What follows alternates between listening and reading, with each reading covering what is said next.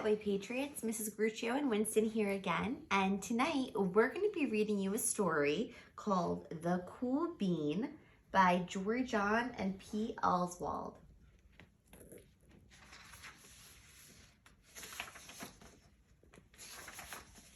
The title page, The Cool Bean.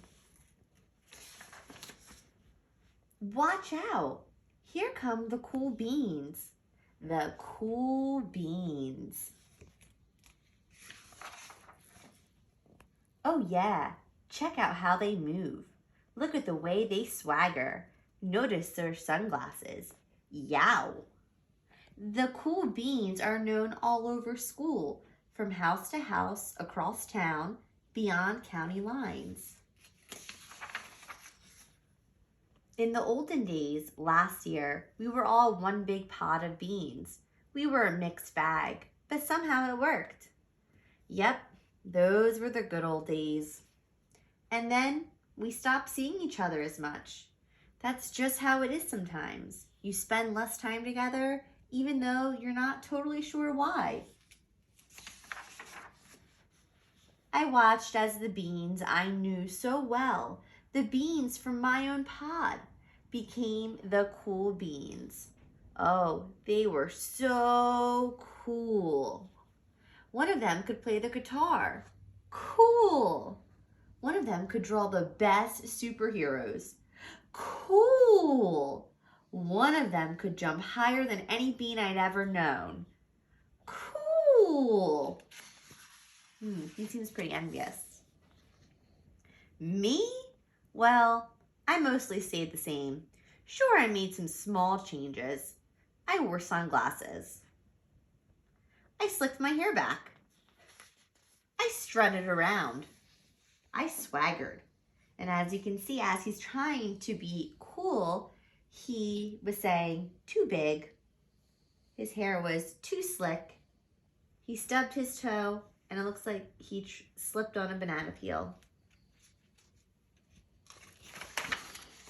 I was still picked last for everything. My clothes never seemed to fit. I snorted when I laughed. I walked into stuff. I was an uncool bean for sure. I started thinking of myself as just a common bean with no special skills. I couldn't compete, so I didn't even try. I'd never be a cool bean. It seemed like there were two types of beans in the world. There were the cool beans and the beans like me.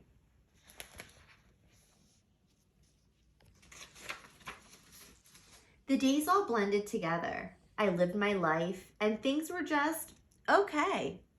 I took tests and ate lunches and mostly kept to myself. The cool beans continued being cool. I mean, sure, I miss them a bit, but it's not like I was going to say anything. I felt like all that coolness had gotten in the way of our friendship. And that's how it went. Until one day, I was in the cafeteria. I dropped my lunch on my loafers. Oh no, not again. But then something sort of miraculous happened. Out of nowhere, one of the cool beans helped me clean it up. He didn't even say anything. He just gave me a nod. That was it. Later, I was out on the playground. I tripped and scraped my knee and maybe cried a little bit, and everybody saw it. Another one of the cool beans came to my side, and without a word, he dusted me off. Well, that's pretty cool that they're helping. That afternoon, I was sitting in class. I wasn't really paying attention. I didn't notice, but our teacher had called on me. Everybody stared. I sat there in silence. Nobody said anything. And then everybody just laughed at me. That was it. After today, I was officially a has-been. But then one of the cool beans stood up and came over to me. Everybody watched. She leaned in close and whispered, "Hey, the teacher asked you to read from page 32. Then she gave me a quick wink and went back to her seat. It was a small gesture, sure, but it was also everything. I walked home with a goofy smile on my face. I smiled all the way through dinner. That day made all the difference.